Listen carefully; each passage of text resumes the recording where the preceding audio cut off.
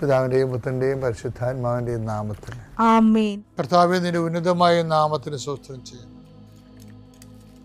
കർത്താവേ, നിന്റെ വിശുദ്ധ പൗരോഹിത്യത്തെ മഹത്വപ്പെടുത്തണമേ.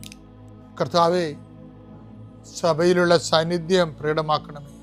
40 വർഷം അർപ്പിച്ച കുർബാനയുടെ യോഗ്യതയാൽ കൃപാസ്ഥാനത്താരെ ജീവനോടെ പ്രത്യക്ഷപ്പെട്ട പരിശുദ്ധ അമ്മയുടെ പ്രത്യക്ഷീകരണ സ്ഥിരീകരണത്തിനായി ഇന്ന് കൃപാസ്ഥാനത്താരെ നടക്കുന്ന 10,000-കണക്കിന് മനുഷ്യരുടെ പ്രാർത്ഥനയോട് കൂടെ ദൈവവേദലെ ഞാൻ നിന്നെ ഈശോനാമത്തിൽ ആശീർവദിക്കുന്നു. മാതാവിൻ്റെ പ്രത്യക്ഷീകരണത്തിൽ ഇന്ന് വരെ നടന്നിട്ടുള്ള എല്ലാ അനുഭവ സാക്ഷികളുടെയും സാക്ഷ്യങ്ങൾ നിനക്കും ഈ നിമിഷം നിൻ്റെ ഏറ്റവും വലിയ സങ്കടകരമായ അവസ്ഥകളെ അതിജീവിക്കാൻ ദൈവം നിന്നെ സഹായിക്കട്ടെ എന്ന് പ്രാർത്ഥിക്കുന്നു. നീ ഭയപ്പെടുന്ന വ്യക്തികൾ, നീ സങ്കടപ്പെടുന്ന കാര്യങ്ങൾ, നീ എന്ത് ചെയ്യും, എങ്ങനെ അതിജീവിക്കും എന്ന് വേദനിക്കുന്ന വിഷയങ്ങൾ, അതിൻ്റെ മേലെല്ലാം കർത്താവിൻ്റെ ആത്മാവ് പ്രവർത്തിക്കട്ടെ. കർത്താവേ, ആശുപത്രി കഴിയുന്നവരെ, കർത്താവേ, ഓരോരോ ജീവിക്കാൻ വേണ്ടി ഓരോരോ ജോലിക്ക് പോകുന്നവരെ, ജോലി അന്വേഷിച്ച് പോകുന്നവരെ, ജോലി നഷ്ടപ്പെട്ടവരെ, വിസ പ്രോസസ്സിംഗ് ഇരിക്കുന്നവരെ, വിസ നഷ്ടപ്പെട്ടു പോയവരെ, പുതുക്കാൻ വേണ്ടി പരിശ്രമിക്കുന്നവരെ, നാട്ടിലെ ജോലിക്ക് ശ്രമിക്കുന്നവരെ, അതിൻ്റെ പരീക്ഷ എഴുതുന്നവരെ, അതിൻ്റെ പരീക്ഷ റിസൾട്ട് കാത്തിരിക്കുന്നവരെ, കർത്താവേ, പലതരത്തിലുള്ള ജപ്തി നടപടികൾ, പലതരത്തിലുള്ള കോടതി കേസുകൾ, പലതരത്തിലുള്ള ഒത്തുതീർപ്പ് ചർച്ചകൾ, എൻ്റെ കർത്താവിൻ്റെ ഉന്നതമായ നാമത്തിൽ ഈ പ്രാർത്ഥന കൂടുന്ന നിനക്ക് മാതാവിൻ്റെ പ്രത്യേക സാന്നിധ്യം ഞാൻ ഉറപ്പു തരികയും അമ്മ നിന്നെ സഹായിക്കുകയും ഈശോ നിന്നെ അനുഗ്രഹിക്കുകയും ചെയ്യും. അമ്മേ പരിശുദ്ധ അമ്മേ, അമ്മേ പരിശുദ്ധ ദൈവമാതാവേ, കൃപാസനത്തിലൂടെ ഞങ്ങൾക്കും ഞങ്ങളുടെ ദേശത്തിനും അമ്മ മധ്യസ്ഥം തേടി തന്ന എല്ലാ അനുഗ്രഹങ്ങൾക്കും കൃപകൾക്കും ഞങ്ങളിപ്പോൾ ഹൃദയം നിറഞ്ഞ നന്ദി പറയുന്നു. അമ്മേ പരിശുദ്ധമ്മേ, ദൈവമാതാവേ, 2004 ഡിസംബർ 7 ഉച്ചകഴിഞ്ഞ് 2:30 കൃപാസനത്തിൽ സംഭവിച്ച അമ്മയുടെ പ്രത്യക്ഷപ്പെടലിനെക്കുറിച്ച് തിരുസഭയ്ക്ക് സമർപ്പിച്ചിരിക്കുന്ന പഠനരേഖകളുടെ മേൽ സഭാത്മകമായ പഠനം ആരംഭിക്കുവാൻ ഞങ്ങൾ പ്രാർത്ഥിക്കുന്നു. അമ്മേ പരിശുദ്ധമേ, ഭൂസ്വർലോകങ്ങളുടെ രാജ്ഞിയായ അങ്ങേയ്ക്ക് ഭൗമസംരക്ഷണത്തിനായി പ്രപഞ്ചപ്രകൃതിയെ തന്നെ തിരുസഭ പ്രതിഷ്ഠിക്കുവാൻ ഈ പ്രത്യക്ഷീകരണം വഴി ഇടയാക്കണമേ. പരിശുദ്ധമേ, ജപമാല മാതാവേ, സകല കൃപാസനം പ്രാർത്ഥനയോടും ചേർത്ത് ഞങ്ങളിപ്പോൾ പ്രാർത്ഥിക്കുന്ന ഈ കുടുംബത്തിന്റെ പ്രത്യേക നിയോഗം മക്കളെ.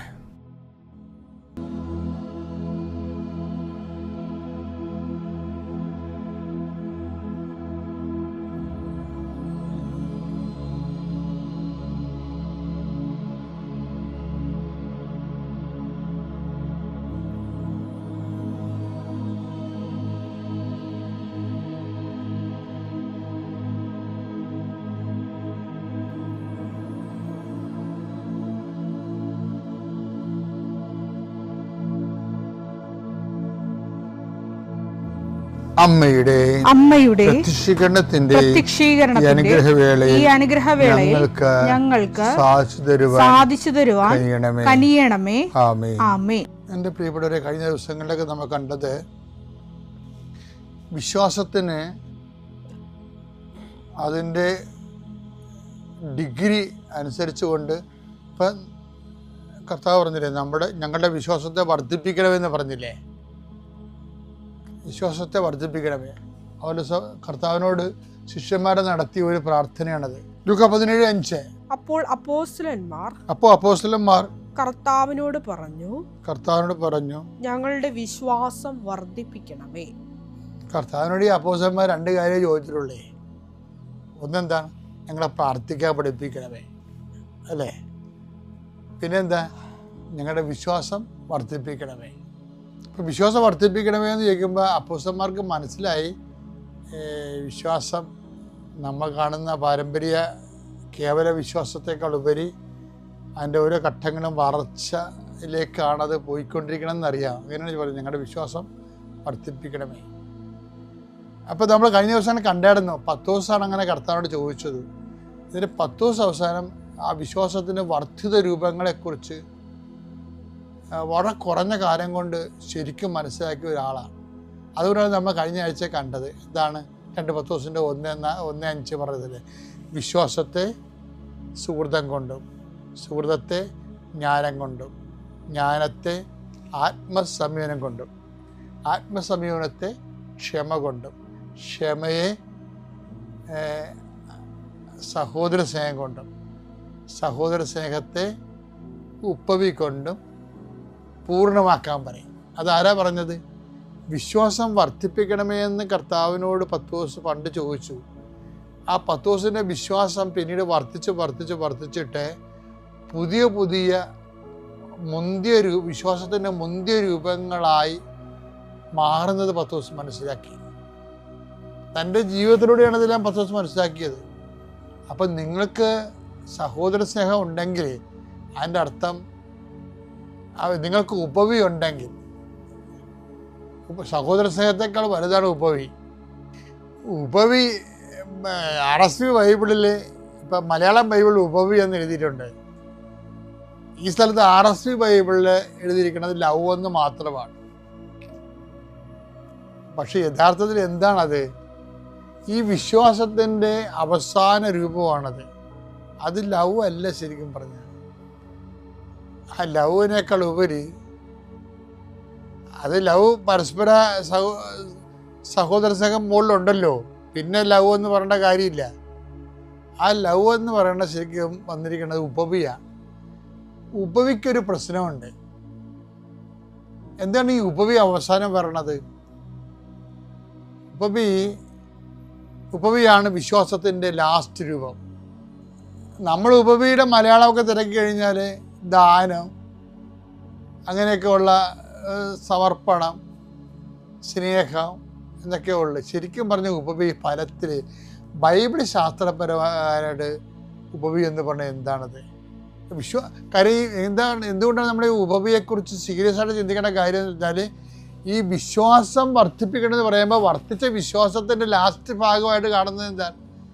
ഉപവിയാണ്. അതാണ് ഉപവി. നമ്മൾ പറഞ്ഞ അർത്ഥത്തിൽ ഒന്നും നിൽക്കണില്ല. എൻ്റെ കയ്യും തലയും പിന്നെ പുറത്ത് വരുന്ന നമുക്ക് കാണാം. ഒതുങ്ങണില്ല. ഒതുങ്ങാത്ത സംഭവമാണ് ഉപവി. കാര്യം മലയാളത്തിന് വേറെ വാക്കില്ല. എന്താ സംഭവം? നിന്റെ ഇടത് കൈ ചെയ്യുന്നത് വലത് കൈ അറിയാതിരിക്കട്ടെ ഈശോ പറയത്തില്ല. മത്തായി 6:3. നീ ധർമ്മദാനം ചെയ്യുമ്പോൾ അത് രഹസ്യമായിരിക്കേണ്ടതിന് നിന്റെ വലത് കൈ ചെയ്യുന്നത് ഇടതു കൈ അറിയാതിരിക്കട്ടെ. അതൊരു ഫിഗറേറ്റീവ് വർത്തമാനമാണ്. പക്ഷെ ഇടത് കൈ വലത് ചെയ്യുന്ന ഇടത് കൈ അറിയാതിരിക്കട്ടെ. അപ്പോൾ അതിനൊരു കാര്യമുണ്ട്. എന്താണ്? രഹസ്യത്തിൽ അറിയുന്ന പിതാവ്. മത്തായി 6:4. രഹസ്യങ്ങൾ അറിയുന്ന നിന്റെ പിതാവ് നിനക്ക് പ്രതിഫലം നൽകും. ഉപവിയുടെ പ്രശ്നം എന്ന് പറയണത് പ്രതിഫലം. നാട്ടിൽ നിന്നോ വീട്ടിൽ നിന്നോ പേര്, സൽപ്പേര്, നല്ല പേര്, അല്ലെങ്കിൽ നമുക്ക് ആൾക്കാരുടെ സഹവർത്തിത്വം, മനുഷ്യനിൽ നിന്ന് വരുമാനങ്ങളൊന്നും ഇല്ലാത്ത സാധനമാണ് ഉപവി. പിന്നെന്താണ്? അത് രഹസ്യമാണ്. അത് ആരുതാണ്? അതുകൊണ്ടാണ് ഈശോ പറയണത്, ഞാൻ രോഗിയായിരുന്നു, നിങ്ങൾ എന്നെ സന്ദർശിച്ചു. അപ്പോൾ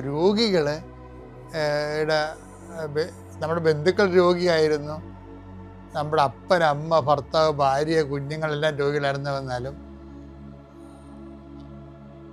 നമുക്കൊരു ബന്ധവുമില്ല, അഡ്രസ്സും ഇല്ല, അറിയാനും പാടില്ലാത്ത ആൾക്കാർ, അവരെയും നമ്മുടെ സ്നേഹത്തിൻ്റെ വലയത്തിൽ കൊണ്ടുവരണം. അതിനാണ് ഉപവി എന്ന് പറയുന്നത്. അവരെ ആരായിട്ട് കാണണം? അവരെ യേശുവായിട്ട് കാണണം. അതാണ് ഉപവി എന്ന് പറഞ്ഞാൽ. അതിൻ്റെ രഹസ്യത്തിൽ അറിയുന്ന പിതാവ് നിനക്ക്.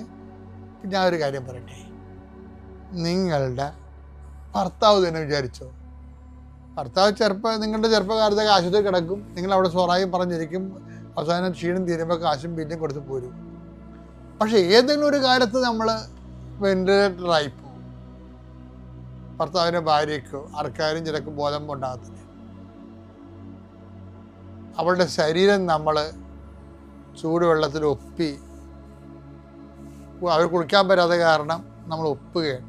പക്ഷെ നമ്മൾ ഒപ്പുന്നതായിട്ടോ, നമ്മൾ കണ്ണീരും കൊണ്ടിങ്ങനെ ശരീരം ചൂടുവെള്ളത്തിൽ നനച്ച് ഒപ്പിക്കൊണ്ടിരിക്കുന്നതായിട്ട് ഈ കിടക്കണാണ് അറിയണില്ല. കാര്യം അവർ ജീവിച്ചിരിക്കുന്നതിനേക്കാൾ അവരെ നമ്മൾ സ്നേഹിക്കുന്നുണ്ട്. കാര്യം നമുക്ക് റിട്ടേൺസ് ഒന്നുമില്ല, അവർക്ക് ബോധമില്ല. നല്ല വാക്ക് ഒന്ന് നമ്മുടെ മുഖത്ത് നോക്കി പുഞ്ചിരിക്ക പോലും ഇല്ല. എന്നിട്ട് നമ്മൾ ചെയ്യാൻ ആരാണ്? അപ്പം ഞാൻ രോഗിയായിരുന്നു. അതിനാണ് ഉപവി എന്ന് പറയുന്നത്. ഈ ഉപവി എന്ന് പറയുന്നത് നമ്മൾക്ക് ഡയറക്റ്റ് വരുമാനങ്ങളൊന്നുമില്ല, ആനുകൂല്യങ്ങളൊന്നുമില്ല. മറിച്ച് രഹസ്യത്തിൽ അറിയുന്ന പിതാവ് നിനക്ക് പ്രതിഫലം നൽകുന്ന പ്രവർത്തനമാണ് ശരിക്കും പറഞ്ഞാൽ 1:10 തൊട്ട് 6 വരെയുള്ള അവസാനത്തിൽ വിശ്വാസത്തിൻ്റെ വർദ്ധിത രൂപങ്ങളിൽ പറയുന്ന പറയുന്ന ഉപവി എന്ന് പറയുന്നത് സ്നേഹമല്ലാതെ. സ്നേഹത്തിനേക്കാൾ വലുത് ഇങ്ങോട്ട് റിട്ടേൺസ് ഭൗതികമായിട്ട് ക്യാഷ് ആൻഡ് കൈൻഡ് ഇല്ലാതെ, ഒരു പുഞ്ചിരി പോലും ഇല്ലാതെ അതിനെ ക്രിസ്തുവായിട്ട് കണ്ടുകൊണ്ട് ക്രിസ്തുവിൽ നിന്ന് നിത്യതയെ കിട്ടുന്ന റീഫണ്ടിനെ ഉദ്ദേശിക്കുന്ന കാര്യങ്ങളാണ് ബൈബിളിൽ ഉപവി എന്ന് പറയുന്നത്. അങ്ങനെ ഒരു കുറച്ച് സെറ്റെങ്കിൽ നിങ്ങളുടെ കയ്യിൽ ഉണ്ടാകണം, നല്ലതാണ് കേട്ടോ. എല്ലാത്തിനും നല്ല പേരും സൽപ്പേരും മേടിച്ച് ഗുഡ് എന്നൊക്കെ പറഞ്ഞു വന്നത് കാര്യമില്ല. ഒരിക്കലും ഗുഡ് കിട്ടാത്ത കുറേ ആൻസർ പേപ്പർ നമ്മുടെ കയ്യിൽ ഉണ്ടാകണം. നമ്മൾ ഇംഗ്ലീഷ് മീഡിയത്തിൽ കുഞ്ഞുങ്ങളെ കൊണ്ട് ചേർക്കുമ്പോൾ തന്നെ എനിക്ക് ഗുഡ് കിട്ടിയത് മുന്നേ പിള്ളേരെ വരാൻ കണ്ടില്ലേ? ഒരു ഗുഡും കിട്ടാത്തൊരു കാലം ഉണ്ടാകും. ഒരു ജീവിതത്തിൻ്റെ പരീക്ഷാ പേപ്പറിൽ ഒറ്റ ഗുഡും ഇല്ലാത്ത ഒരു പരീക്ഷ പേപ്പറും കൊണ്ടായിരിക്കും നമ്മൾ കർത്താവിൻ്റെയൊക്കെ പോകണത്. അതിന് ഉപവി എന്ന് പറയും. വിശ്വാസ പ്രമാണം. സർവശക്തനായ പിതാവും ആകാശത്തിൻ്റെയും ഭൂമിയുടെയും സൃഷ്ടാവുമായ ദൈവത്തിൽ ഞാൻ വിശ്വസിക്കുന്നു. അവിടുത്തെ ഏകപുത്രനും ഞങ്ങളുടെ കർത്താവുമായ ഈശോ മിശിഹായിലും ഞാൻ വിശ്വസിക്കുന്നു. ഈ പുത്രൻ പരിശുദ്ധാത്മാവിനാൽ ഗർഭസ്ഥനായി കന്യകാമറിയത്തിൽ നിന്ന് പിറന്ന് പൊന്തിയോസ് പീലാത്തോസിന്റെ കാലത്ത് പീഡകൾ സഹിച്ച് കുരിശിൽ തറയ്ക്കപ്പെട്ട് മരിച്ച് അടക്കപ്പെട്ട് പാതാളങ്ങളിൽ ഇറങ്ങി മരിച്ചവരുടെ ഇടയിൽ നിന്ന് 3-ാം നാൾ ഉയർത്ത് സ്വർഗത്തിലേക്ക് എഴുന്നള്ളി സർവശക്തിയുള്ള പിതാവായ ദൈവത്തിന്റെ വലതുഭാഗത്തിരിക്കുന്നു. അവിടെ നിന്ന് ജീവിക്കുന്നവരെയും മരിച്ചവരെയും വിധിക്കുവാൻ വരുമെന്നും ഞാൻ വിശ്വസിക്കുന്നു. പരിശുദ്ധാത്മാവിലും ഞാൻ വിശ്വസിക്കുന്നു. വിശുദ്ധ കത്തോലിക്കാ സഭയിലും പുണ്യവാന്മാരുടെ ഐക്യത്തിലും പാപങ്ങളുടെ മോചനത്തിലും ശരീരത്തിന്റെ ഉയർപ്പിലും നിത്യമായ ജീവിതത്തിലും ഞാൻ വിശ്വസിക്കുന്നു. ആമേൻ. സുഖസ്ഥനായ ഞങ്ങളുടെ പിതാവേ, അങ്ങയുടെ നാമം പൂജിതമാകണമേ. അങ്ങയുടെ രാജ്യം വരണമേ. അങ്ങയുടെ തിരുമനസ് സ്വർഗത്തിലെ പോലെ ഭൂമിയിലും ആകണമേ. അന്നു വേണ്ടുന്ന ആഹാരം ഇന്ന് ഞങ്ങൾക്ക് തരണമേ. ഞങ്ങളോട് തെറ്റ് ചെയ്യുന്നവരോട് ഞങ്ങൾ ക്ഷമിക്കുന്നത് പോലെ ഞങ്ങളുടെ തെറ്റുകൾ ഞങ്ങളോടും ക്ഷമിക്കണമേ. ഞങ്ങളെ പ്രലോഭനത്തിൽ ഉൾപ്പെടുത്തരുതേ, തിന്മയിൽ ഞങ്ങൾ രക്ഷിക്കണമേ. ആമേൻ. നന്മ നിറഞ്ഞ മറിയമേ സ്വസ്തി. കർത്താവ് അങ്ങയുടെ കൂടെ സ്ത്രീകളിൽ അങ്ങ് അനുഗ്രഹിക്കപ്പെട്ടവളാകുന്നു. അങ്ങയുടെ ഉദരത്തിൻ ഫലമായി ഈശോ അനുഗ്രഹിക്കപ്പെട്ടവനാകുന്നു. പരിശുദ്ധ മറിയമേ, തമ്പുരാന്റെ അമ്മേ, പാപികളായ ഞങ്ങൾക്ക് വേണ്ടി ഇപ്പോഴും ഞങ്ങളുടെ മരണസമയത്തും തമ്പുരാനോട് അപേക്ഷിക്കണമേ. ആമേൻ. പരിശുദ്ധ പരമദിവ്യകാരുണ്യത്തിന് നേരവും ആരാധനയും സ്തുതിയും പുകഴ്ചയും ഉണ്ടായിരിക്കട്ടെ. ഏറ്റവും പ്രിയപ്പെട്ട സഹോദരങ്ങളെ, കേരള ആധ്യാത്മികതയുടെ ഏറ്റവും പുതിയ അധ്യായമാണ്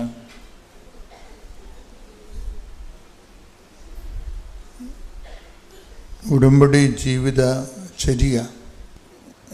ഉടമ്പടി എടുക്കുന്നവർ തന്നെ 2 തരമുണ്ട്. സാധാരണ ഉടമ്പടി എടുത്ത് പോകുന്നവരും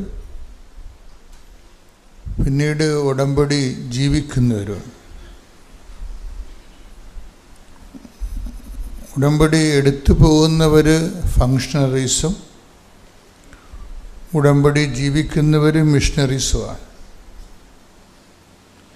എല്ലാവർക്കും മിഷണറീസ് ആകാൻ പറ്റുമോ എന്ന് എനിക്കറിയത്തില്ല.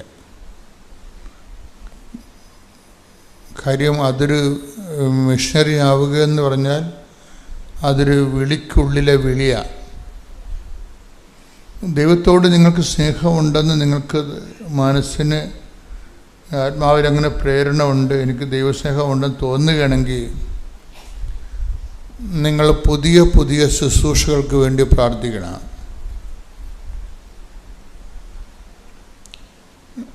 എല്ലാ ദിവസവും പുതിയ സ്നേഹത്താൽ ഇങ്ങനെ പുതുക്കിക്കൊണ്ടിരിക്കുക. ദൈവവുമായിട്ടുള്ള ബന്ധത്തിൻ്റെ ഒരു പ്രത്യേകത എന്ന് വെച്ച് കഴിഞ്ഞാൽ അതിന് സ്റ്റാറ്റിക്കായിട്ടൊരു സിറ്റുവേഷൻസ് ഇല്ല. ഓരോ പ്രഭാതത്തിലും പുതിയ സ്നേഹത്താൽ ശ്രദ്ധിക്കട്ടെ. ഹല്ലേലൂയ, ഹല്ലേലൂയ, ഹല്ലേലൂയ, ഹല്ലേലൂയ.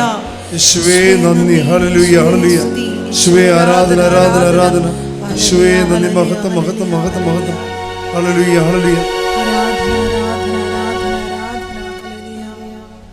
വിലാപങ്ങൾ 3:22 മുതലുള്ള തിരുവചനങ്ങൾ. കർത്താവിന്റെ സ്നേഹം ഒരിക്കലും അസ്തമിക്കുന്നില്ല. പറഞ്ഞ കർത്താവിന്റെ സ്നേഹം ഒരിക്കലും അസ്തമിക്കുന്നില്ല. അവിടുത്തെ കാരുണ്യം അവസാനിക്കുന്നില്ല. അവിടുത്തെ കാരുണ്യം അവസാനിക്കുന്നില്ല. ഓരോ പ്രഭാതത്തിലും അത് പുതിയതാണ്. അവിടുത്തെ വിശ്വസ്തത ഉന്നതമാണ്. വാർദ്ധക്യം എന്ന് പറയണത് എന്താ? വാർദ്ധക്യം എന്ന് പറയണത് എന്താണ്? യഥാർത്ഥത്തിൽ ബയോളജിക്കലായിട്ടുള്ള ഫിനോമിന എന്താണ്? ഓൾഡ് ഏജ്, ഗെറ്റിംഗ് ഓൾഡ് എന്ന് പറയുന്ന ആ വാർദ്ധക്യ പ്രതിഭാസം എന്താണ്? പുതിയ കോശങ്ങൾ ഉണ്ടാകുക. കോശങ്ങൾ റിജുവിനേറ്റ് ചെയ്യുന്നില്ല. അതിനാണ് ഈ ആൻറ്റി ഓക്സിഡൻ്റ് എന്നൊക്കെ ഇവർ പറയണത്. കോശങ്ങൾ പുനർജീവിക്കുന്നില്ല, പഴയ കോശങ്ങൾ അങ്ങനെ. അതുകൊണ്ടാണ് ഞെറികളൊക്കെ വീഴുകയും ചിരങ്ങളൊക്കെ വരികയും ചെയ്യും. കോശങ്ങൾ 10, 80, 85 വയസ്സായി കഴിഞ്ഞ് കഴിഞ്ഞാൽ പിന്നെ കോശങ്ങൾ ഉണ്ടാകുന്നില്ല. ചിലർക്ക് പാരമ്പര്യം കൊണ്ട് 97 വയസ്സ് വരെയൊക്കെ അങ്ങനെ ജീവിച്ചു പോകുന്നെങ്കിലും പുതിയ കോശങ്ങൾ ഉണ്ടാകാത്തതാണ് വാർദ്ധക്യം എന്ന് പറയുന്നത്. പുതിയ സ്നേഹം അതുപോലെ തന്നെയാണ്. അതുകൊണ്ടാണ് ബൈബിൾ പറയണത് ഓരോ പ്രഭാതത്തിലും വായിച്ച് ഓരോ പ്രഭാതത്തിലും അവിടുന്ന് പുതിയ സ്നേഹം കൊണ്ട് എന്നെ അഭിഷേകം ചെയ്തു. ഇപ്പൊ പുതുതായിട്ട് നിങ്ങൾക്ക് ദൈവസ്നേഹം ഉണ്ടാകണില്ല. പുതിയ ദൈവസ്നേഹം ഉണ്ടെങ്കിൽ പുതിയ ശുശ്രൂഷകളുണ്ടാകും, പുതിയ പ്രാർത്ഥനകളുണ്ടാകും, പുതിയ വചനവായനകളുണ്ടാകും, പുതിയ വചനങ്ങളുണ്ടാകും, പുതിയ സ്വപ്നങ്ങൾ വരും, പുതിയ ദർശനങ്ങൾ വരും. ആൾക്കാരിങ്ങനെ പുതുക്കിക്കൊണ്ടേയിരിക്കും. അങ്ങനെ പ്രത്യേകിച്ച് പുതുക്കളൊന്നും ഇല്ലെന്നുണ്ടെങ്കിൽ നമ്മൾ ആധ്യാത്മിക വാർദ്ധക്യത്തിലാണ്. ഇത് വലിയ അപകടകരമായൊരവസ്ഥയാണ് ആധ്യാത്മിക വാർദ്ധക്യം. കഴിഞ്ഞ ദിവസങ്ങളിൽ ഔസേപ്പച്ചൻ പുതുമന എന്ന് പറഞ്ഞൊരു സഹോദരൻ സാക്ഷ്യം പറഞ്ഞു. അപ്പോൾ ഷാലോമിൽ എൻ്റെ ഒരു സുഹൃത്ത് ജയ്മോൻ വിളിച്ചു പറഞ്ഞു, ഔസേപ്പച്ചൻ ബ്രദറിന് ഭയങ്കര കിടിലിനൊരു ഉടമ്പടി സാക്ഷ്യം ഉണ്ടെന്ന് പറഞ്ഞു. അപ്പം ഞാൻ പറഞ്ഞു, ഔസേപ്പച്ചൻ ബ്രദറിൻ്റെ സാക്ഷ്യം ഞാൻ പണ്ട് കേട്ടിട്ടുള്ള ആളാണ്. കാര്യം ഇദ്ദേഹം പഴയൊരു സുവിശേഷകനാണ്. ജനലക്ഷങ്ങളെ കർത്താവിലേക്ക് തിരിച്ചു കൊണ്ടുവന്നിട്ടുള്ള പ്രായോഗികമായിട്ടുള്ള സുവിശേഷ സാക്ഷ്യമുള്ള ആളാണ്. കാര്യം അത് ഞാൻ പണ്ട് കടലോരത്ത്, നിങ്ങൾക്കിവിടെ കുറച്ച് പേർക്കെങ്കിലും അറിയാം, 90കളിലെ കടലോരത്ത് കൺവെൻഷൻ നടത്തുമായിരുന്നു. 90 തൊട്ട് 2000 വരെ. ഇപ്പോൾ ഒരു ദിവസം മുഴുവൻ കടലിൽ പോയി വള്ളങ്ങളെല്ലാം വെഞ്ചരിക്കും. 5 ദിവസം കടലിൻ്റെ കരയിൽ ലക്ഷക്കണക്കിന് മനുഷ്യർ ഒരുമിച്ച് കൂടി കേരളത്തിലുള്ള പ്രധാനപ്പെട്ട ഭജന പ്രഘോഷകരൊക്കെ വിളിച്ച് വരുത്തി സുവിശേഷം പ്രസംഗിപ്പിക്കും, ധ്യാനം നടത്തും. അപ്പം അന്ന് ഞാൻ വിളിച്ച ഒരാളാണ് ഈ ഔസേപ്പച്ചൻ പുതുമന. അപ്പം അദ്ദേഹത്തിൻ്റെ സാക്ഷ്യം എനിക്കറിയാം. അദ്ദേഹം കാവേരി ബാറെന്നും പറഞ്ഞൊരു വലിയൊരു ബാർ നടത്തിയിരുന്ന ആളാണ്. അപ്പോൾ അദ്ദേഹം മുരിങ്ങൂർ ധ്യാനകേന്ദ്രത്തിൽ പോയി ധ്യാനം കൂടി. അദ്ദേഹം കർത്താവിനെ, അതൊരു നാമമാത്രമായ ക്രൈസ്തവനായിട്ടും എന്നാൽ ആചാരാനുഷ്ഠാനങ്ങൾ പാലിച്ചു പോകുന്ന ഒരു പാരമ്പര്യ ക്രിസ്ത്യാനിയാണ്, കുഴപ്പക്കാരനല്ല. എങ്കിലും കർത്താവിനെ അറിയേണ്ട പോലെ അറിഞ്ഞില്ല. അതാണ് അദ്ദേഹത്തിൻ്റെ. അറിയേണ്ട പോലെ അറിയാത്തിടത്തോളം കാലം നമ്മൾ ദൈവത്തിന് നിരക്കാത്ത പല കാര്യങ്ങളും ചെയ്ത് ജീവിക്കും. അപ്പോഴതുകൊണ്ട് എപ്പോഴും സുവിശേഷം പറയും, ഒരു യു ടേൺ എടുക്കേണ്ടി വരുമെന്ന് പറയും. ഇപ്പം ഉടമ്പടി എന്താണെന്ന് നിങ്ങൾ എന്നോട് ചോദിച്ചാൽ ഞാനിവിടെ നിങ്ങളോട് പറയും, അവൻ പറയണ പോലെ ചെയ്ത് ജീവിക്കാത്ത സിമ്പിളാണ്. കാര്യം നമ്മൾ ഇവിടെ നടത്തുന്നതും ആൾക്കാർ ജീവിക്കുന്നതും എന്താണ്? മരിയൻ ഉടമ്പടി എന്ന് പറയും. ഉടമ്പടി പലതരത്തിലുണ്ട്. കുർബാന ഒരു ഉടമ്പടിയാണ്, നമുക്കറിയാം. എബ്രാഹത്തിനോട് ചെയ്തത് ഉടമ്പടിയാണ്. എബ്രാഹത്തിനോട് ചെയ്ത ഉടമ്പടിയിലാണ് ഈ വാഗ്ദാന നാടെന്നുള്ള സത്യം വരണത്. പാലസ്തീൻ പ്രോബ്ലമൊക്കെ ഉണ്ടാകുമ്പോൾ സാഹോദര്യത്തിൻ്റെ ഒരു കാലം എല്ലാവർക്കും, ഇപ്പോൾ പാലസ്തീൻ ജനതയ്ക്കും അവരുടെ അവകാശമുണ്ട്. അവിടെ കുഞ്ഞുങ്ങൾ ജനിക്കണം, അവർ വളരണം, മാന്യമായി ജീവിക്കണം. അതും ദൈവത്തിൻ്റെ ആവശ്യമാണ്. അപ്പം അതൊരു യുദ്ധത്തിലൂടെ അത് നിറവേറ്റുന്നതിനുള്ളക്കുപരി ഈ എല്ലാ ജനതകളും വിശുദ്ധ ഗ്രന്ഥത്തെ ഒഴിവാക്കിയിട്ട് അങ്ങോട്ടും ഇങ്ങോട്ടും മസിൽ പ്രയോഗം നടത്താൻ തീരുമാനിക്കുമ്പോഴാണ് വെടിയിച്ച് നിലക്കാത്ത ഒരു ലോകം നമുക്ക് കിട്ടണത്. ഇപ്പോൾ പുതിയൊരു കാലവും പുതിയൊരു സമാധാനവും അവർക്കൊരു ഇരിപ്പിടവും കിട്ടാൻ വേണ്ടി, ന്യായമായ ഇരിപ്പിടം കിട്ടാൻ വേണ്ടി സ്തുതിക്കട്ടെ. ഹല്ലേലൂയ, ഹല്ലേലൂയ, ഹല്ലേലൂയ, യേശുവേ നന്ദി, മഹത്വം, മഹത്വം, മഹത്വം. ആരാധന, ആരാധന, ഹല്ലേലൂയ, ഹല്ലേലൂയ, ഹല്ലേലൂയ, ഹല്ലേലൂയ, ഹല്ലേലൂയ,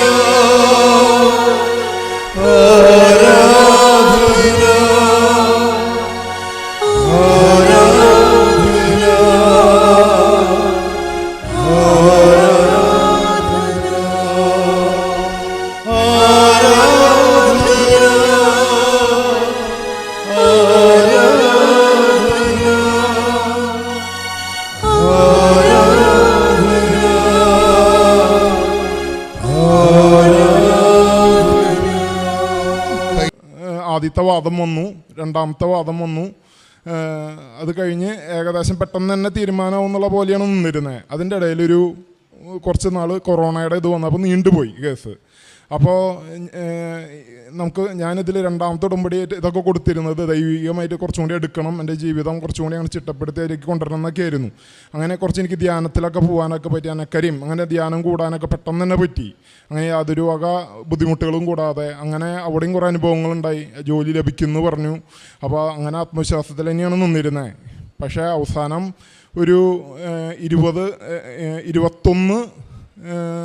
ആഗസ്റ്റൊക്കെ ആവാറായപ്പോഴേക്കും എൻ്റെ ഒരു ചങ്ങാതി എനിക്ക് ആഫ്രിക്കയിൽ നിന്ന് എനിക്കൊരു ജോബ് ഓഫർ തന്നു. അവിടെ സിസ്റ്റം അഡ്മിനായിട്ട് ആഫ്രിക്കയിലൊരു ഒഴിവുണ്ട്, ഉഗാണ്ടയിൽ. അപ്പോൾ അവിടെ ആളുടെ ഒരു ഫ്രണ്ടിന് ഇങ്ങോട്ട് പോരണമെങ്കിൽ ഞാൻ അങ്ങോട്ട് വന്നാലാണ് പറ്റുള്ളൂ. അപ്പോൾ എത്രയും പെട്ടെന്ന് ആവാമെന്നുണ്ടെങ്കിൽ ഒരാഴ്ചയ്ക്കുള്ളിൽ പോവാം എന്നൊക്കെ പറഞ്ഞു, വരണം എന്നൊക്കെ പറഞ്ഞ് എല്ലാം ഓക്കെ ആയി. അപ്പോൾ യെല്ലോ ഫീവറിന് ഇഞ്ചക്ഷൻ എടുക്കാനും അതിനൊക്കെയുള്ള കാര്യങ്ങൾക്ക് വേണ്ടി അന്ന് പോകാൻ വേണ്ടി അവസാനം ഒരു ഇതിനൊക്കെ നിൽക്കുന്ന സമയത്താണ് അന്ന് ആഗസ്റ്റ് ഒരു 7-ാം തീയതി വക്കീൽ വിളിച്ച് പറയാണ്, നിങ്ങളുടെ കേസ് 9-ാം തീയതി എടുക്കുന്നുണ്ട്, ആ പേപ്പറുകളൊക്കെ ഒന്ന് അയച്ചു തരാൻ പറഞ്ഞു. അപ്പോൾ ഏകദേശം ഞങ്ങൾക്ക് ഉറപ്പായി. ഞാൻ തമ്പുരാനോട് ഇങ്ങനെ പ്രാർത്ഥിച്ചു. എനിക്കാണെങ്കിൽ 3 മക്കളും അപ്പനും അമ്മയും, ഞാൻ അപ്പനമ്മയ്ക്ക് ഒരൊറ്റ മോനാണ്. അപ്പോൾ എനിക്ക് വീട്ടിൽ നിന്ന് മാറിക്കാനൊന്നും ഇഷ്ടമില്ല. അതായത് വീടിനോട് ചേർന്ന് നിൽക്കാൻ തന്നെയാണ് താല്പര്യം. കുട്ടികളൊക്കെ ചെറുതാണ്. അപ്പോൾ എന്നാൽ പിന്നെ അവസ്ഥ അനുസരിച്ച് പോവാതെ നിവൃത്തിയൂല. അപ്പോൾ എന്തായാലും ശരിയാവാം. വൈഫിനോട് ഞാൻ പറഞ്ഞു 9-ാം തീയതി എന്തായാലും തീരുമാനമാവും എന്നൊക്കെ പറഞ്ഞു. അതാവും ഞാൻ അങ്ങനെ നന്നായിട്ട് പ്രാർത്ഥിക്കുകയും ചെയ്തിരുന്നു ആ സമയത്ത്. ഇവിടെ അന്ന് കുറേ നാളുകൾ കഴിഞ്ഞതിന് ശേഷം ഇവിടുത്തെ ഇത് പ്രാർത്ഥനകളൊക്കെ ചെല്ലാറൊക്കെ ഉണ്ട്. മാതാവിനോട് നല്ല ഭക്തിയും കാര്യങ്ങൾ തന്നെയായിരുന്നു. അപ്പോൾ അന്ന് എനിക്ക് എന്തോ മനസ്സിന് ഭയങ്കര ഉറപ്പുണ്ടായിരുന്നു. രാവിലെ വിളിച്ചിട്ട് പറഞ്ഞു, വക്കീൽ പറഞ്ഞു, ഇന്ന് ഗവൺമെൻറ് പ്ലീഡർ ഹാജരാവണില്ല എന്ന് പറഞ്ഞു. അപ്പോൾ കേസ് മാറ്റാനാണ് സാധ്യത എന്ന് പറഞ്ഞു. അപ്പോഴും പക്ഷെ നല്ല വിശ്വാസം ഉണ്ടായിരുന്നു, അന്ന് കേസ് എടുക്കും, ഇല്ലെങ്കിൽ എന്തായാലും ഒരാഴ്ചയുടെ ഉള്ളിൽ ഞാൻ പോവും, പിന്നെ എന്തായാലും ഈ ജോലിയൊന്നും കിട്ടില്ല. പിന്നെ ആഫ്രിക്കയിൽ പോയി പിന്നെ തിരിച്ചങ്ങനെ ഈ ജോലിക്ക് പിന്നാലെ നിൽക്കാൻ പിന്നെ പറ്റിയെന്ന് വരില്ല, അങ്ങോട്ട് തിരിച്ച് പോരാനോ ഒന്നും നടക്കില്ല. അപ്പോൾ അന്ന് എനിക്ക് ഭയങ്കര വിശ്വാസം തന്നെ ഉണ്ടായിരുന്നു ആ സമയത്ത്. അപ്പോൾ സാധാരണ ഒരു കേസ് സുപ്രീം കോടതിയിൽ വന്നു കഴിഞ്ഞാൽ ഗവൺമെൻറ് പ്ലീഡർ ഇല്ല എന്നുണ്ടെങ്കിൽ ആ കേസ് മാറ്റിവെക്കും. അതങ്ങനെ അങ്ങനെ നീണ്ടുപോവാ ചെയ്യുക. അങ്ങനെ 15 കൊല്ലമൊക്കെ നീണ്ടുപോയ കേസുകൾ, അങ്ങനെയാണ് ഒരുവിധം കേസുകളൊക്കെ നീണ്ടുപോവാറ്. അപ്പോൾ അങ്ങനെ ആവും എന്നുള്ള രീതിയിലായിരുന്നിരുന്നത്. ഗുജറാത്തിൽ നിന്നുള്ള 3 അംഗ ബെഞ്ചിലാണ് ഈ കേസ് വന്നത്. അന്ന് തമ്പുരാൻ മാതാവ് ജഡ്ജിൻ്റെ രൂപത്തിൽ അന്ന് എന്താ പറയുക, ഒരു വലിയൊരു അനുഗ്രഹമാണ് അന്ന് തന്നത്. ഹൈക്കോടതി വിധി എങ്ങനെയാണോ അത് 1 മാസത്തിനുള്ള അപ്പോയിൻറ്റ് ചെയ്യാൻ പറഞ്ഞു വന്നു. ഗവൺമെൻറ്റിന് അപ്പീൽ പോലും പോകാൻ പറ്റില്ല. 5 അംഗ ബെഞ്ചിലാണ് പിന്നെ പോകാൻ പറ്റുക. അത് നടപ്പാവുന്ന കാര്യമല്ല. വളരെ റയറായ കാര്യങ്ങളിൽ മാത്രമാണ് ഇത് 5 അംഗ ബെഞ്ചൊക്കെ വരുള്ളൂ. അങ്ങനെ അപ്പോയിൻമെൻറ്റ് 1 മാസത്തിൻ്റെ ഉള്ളിൽ തന്നെ അപ്പോയിൻമെൻറ്റും കിട്ടി. ജോലിയിൽ അപ്പോയിൻമെൻറ്റ് ഓർഡർ എനിക്ക് ഒക്ടോബർ മാസം 5-ാം തീയതി കൈപ്പറ്റാൻ പറ്റി. അങ്ങനെ എൻ്റെ ബർത്ത്ഡേയുടെ അന്നൊരു ബർത്ത്ഡേ ഗിഫ്റ്റ് പോലെ തന്നെ മാതാവ് എനിക്ക് തന്നു. പിന്നെ അതിൻ്റെ കൂടെ ഞാൻ ഉടമ്പടിയിൽ കൊടുത്തിരുന്ന 5 കാര്യവും നടന്നു. അളിയനൊരു കിടാവ് കുഞ്ഞിനെ കിട്ടാനും ബാക്കി വിശ്വാസത്തിൽ നമുക്ക് ജീവിക്കാനും എല്ലാ വക കൃപയും എല്ലാം അങ്ങനെ ഇപ്പോഴും ഉണ്ട്.